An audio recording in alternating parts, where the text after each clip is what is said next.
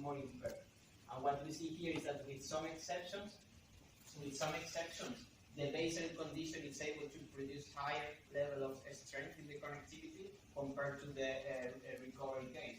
And that means that the spindle diffusion is also hindered when you are sleep deprived. So the take-home messages are first that the posterior medial hotspot is acting as a causal driver. Where we have it? We have it in the we have it here. Here.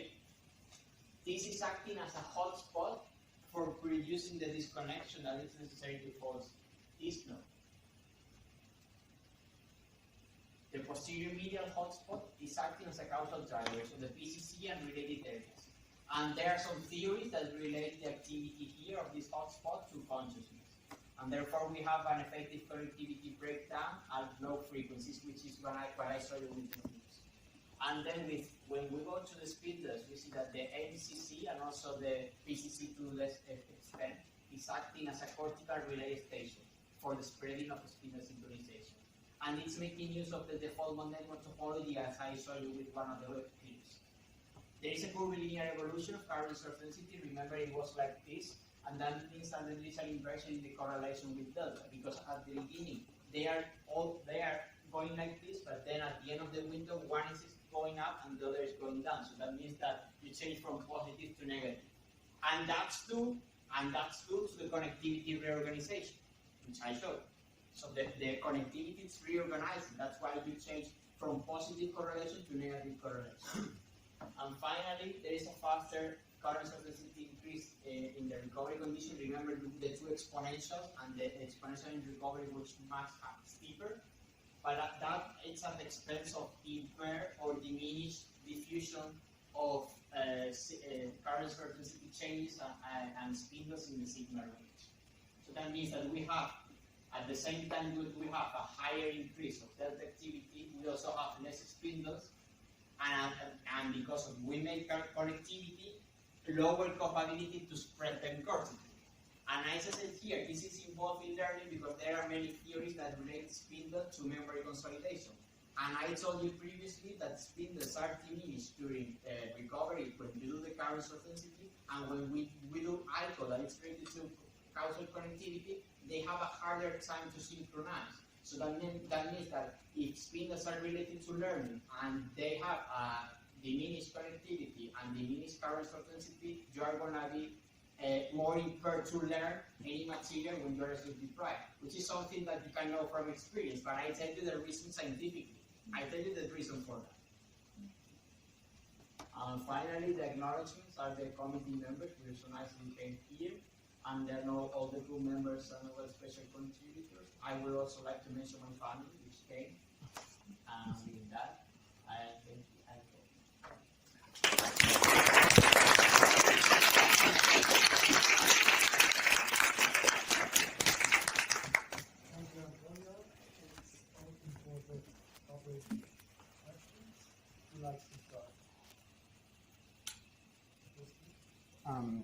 I'm not entirely familiar with all the methods, so I want to ask a question anyway. So you mentioned only once in your talk the thalamus, and so what's the role of the thalamus in all what you showed here? Because from what I know, the thalamus is really then key for the generation of some of the oscillations, or also for the modulation, and in particular when you're talking about causality and connectivity between one cortical area and the other. What about the connectivity to the thalamus? Yeah, the thing is that I would have liked to include the thalamus, but the problem is that the thalamus is so deep in the brain that it cannot be reached by radar. So when I was defining the roles of interest of this study, it was not possible to me to pick the thalamus because it's very deep and Loretta doesn't do so.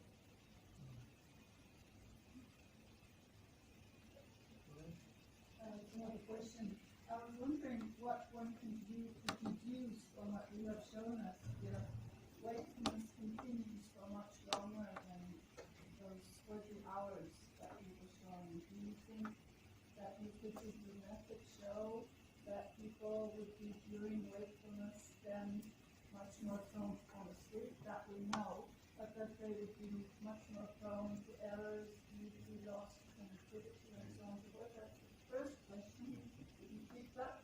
The second one is, you have been, everything that you have shown us is those 5 times 2 minutes, if I remember correctly.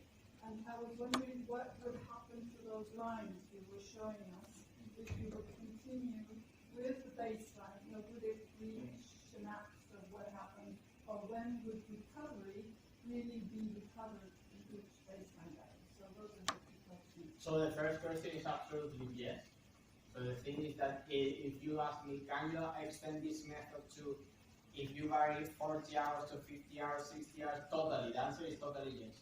And then for the second question is that unfortunately for me, it was already too computationally expensive to do it with 12 minutes. And it theoretically is possible to do it like you see, but the problem is going to be the computational demand. Out of that, mathematically, everything will be possible. The problem is the computer. Yeah, of course, I realize that, but I'm not asking the computer, I'm asking the brain, what do you expect from what you have learned now by the computations that you have made? I will expect that when I show you, for example, this curvilinear behavior of the sigma band, I will expect that it continues in the minimum, and then at the end, when you're about to enter to REM sleep, it will again make the difference.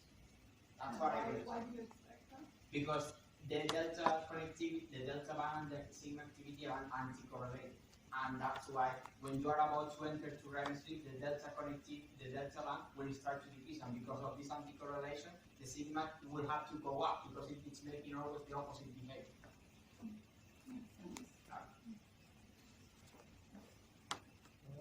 You talked about the high computational load which you have for your problems. Are there people who, or did you think about methods to reduce this kind of computational load? Is there a possibility all the same to get some results with a lot of kind of calculations? Yes, but this is already been implemented by Pascal Marquis, so he's trying to perfect Loretta even more. So, for example, combining source localization with a new method that is called sparsity method based on innovation source localization. It's not only that it will be more efficient, but at the same time, at the theoretical level, you can also see advantages of doing that. So it's like two things are addressed at the same time. One thing is like, how can you computationally try to make this more efficient, but at the other time that there are some theoretical problems with Loretta that once you do the innovation orthogonalization method that Pascal Marquis is trying to develop, that's also correct. So both things are like at the same time correct, but he's trying to develop. Could you say something more about Loretta? Loretta has its limitations. And how do these limitations enter into what you have been showing us? So, for example, probability is one. So the main limitation of Loretta is the blood, but it has the great advantage that it has zero localization error. So in order to be practical for this study, I don't think that really matters, because it's only when you take rows of interest that are very close by that you will notice the limitations of Loretta. So it's like if you have a telescope and you use the telescope and say, can you point to the moon? Yes. Can you point to Mars? Yes. Now point to the moon again and show me the difference between 2 craters. I don't have enough resolution. So this is the same. I'm defining rows of interest that are so apart that it doesn't matter. Or for your telescope has limitations. It's the same.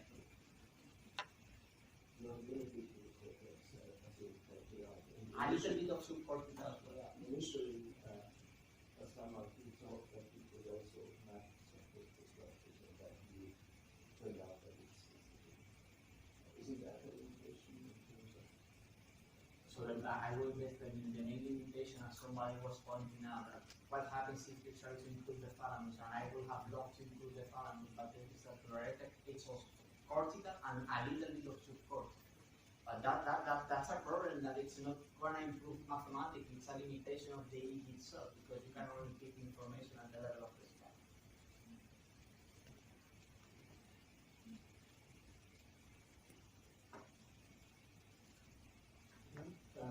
Other studies being done with fMRI, sleep onset transition? If yes, how do your results relate to these results which have much better spatial resolution?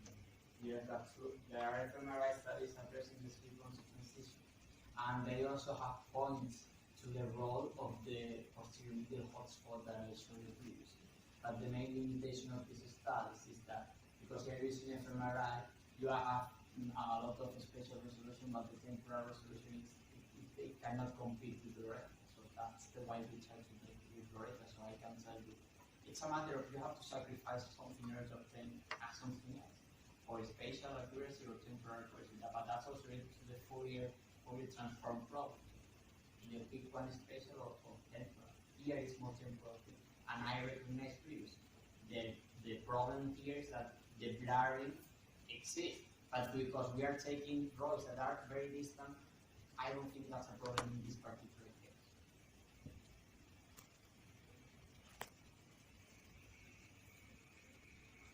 So can you explain again why you pick this particular mean device? So what is the meaning of why do you So for the sigma band, which is from, I define it from 12 to 16, but there are other definitions that 12 to 14, but anyway, I will define it from 12 to 16.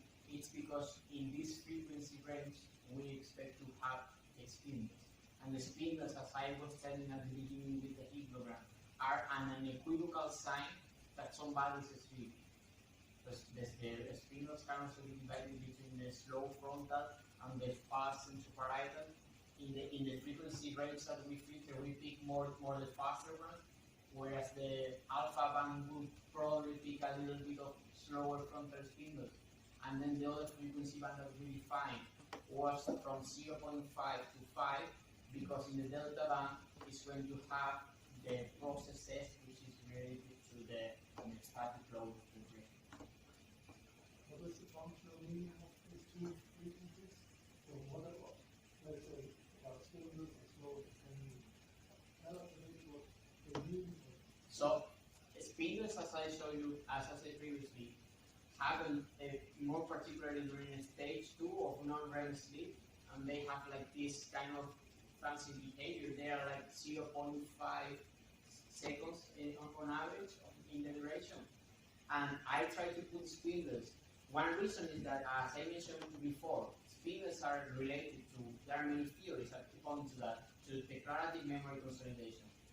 And everybody knows that when you are sleep deprived, people have a harder time to learn. And I tried also to improve the sigma range because I wanted to know the neuroscientific reason for that. And I think that I have successfully answered to this question.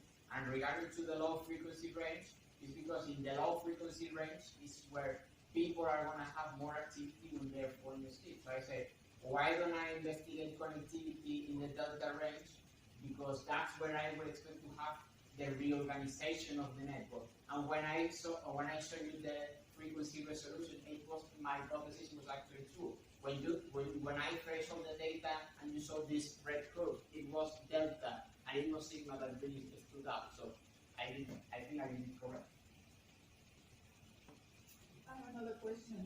We've known from sleep architecture and from the EEG and the time course of EEG within the night that you can quite easily recognize individuals. And you said you had 9 volunteers that you had reported here.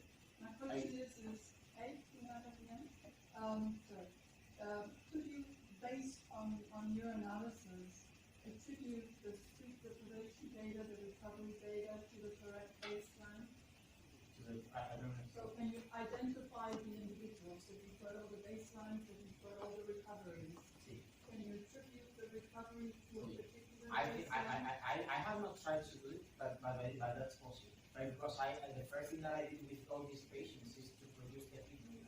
And then I could match the EEG source localization solution with the hipnogram and try to see how that fits. So it's possible to do that, but I don't know.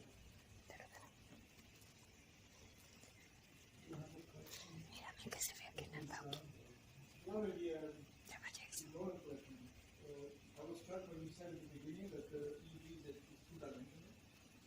No, the skull, because it's because of the skull, and the skull is a surface, so it's two-dimensional. You have 2 degrees of freedom to define a surface.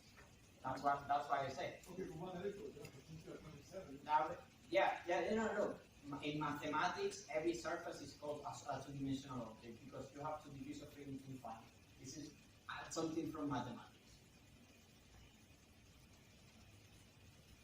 I want to talk about mathematics. I would never dare do that in front of a public audience.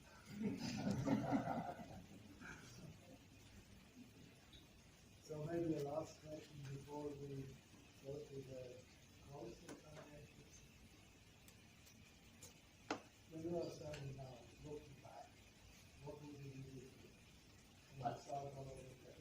See, so if possible, I would have also investigated the transition from non-REM sleep to REM sleep and compared to this transition. This is what I would have liked to do, but I didn't have time. Why would you compare non-REM sleep, the transition from non-REM sleep to REM sleep and not the other? What's the other? To REM from what? Or the opposite? Or the opposite? No, but nevertheless, the thing is that when I was investigating this transition, I saw the neurobiological explanation for many things that people know. Why there is a fading of consciousness when you are falling asleep. And I told you because you have this disengagement of the posterior cingulate cortex from the rest of the nodes of the formal network. That was explained. Why you have more difficult to learn when you are sleep deprived. That was explained. But what will happen, for example, if you take a drug? And I put you in these conditions in which I want to see, for example, benzodiazepine, the transition from non-REM sleep to REM sleep, because there are many people that know that has an interaction from that. So what's the neurobiological underpinning? So this is something that out of curiosity I would very much like to investigate that, and also because the range of knowledge that you can have when you define two transitions, it's much greater. But I don't think it's just double. I think it's much greater because you understand much better what it means to make a transition, like the transitions in physics. You understand much better what's a transition because this is like a phase transition, right? It's a phase transition, not from ice like water to salt. It's a phase transition of the brain. So to understand better phase transitions of the brain, giving additional examples, not only sleep onset, but also non-REM to REM. To understand better the idea of transition itself. Okay, so last chat. Okay. Thank you for your participation, and I have to ask you to leave the room and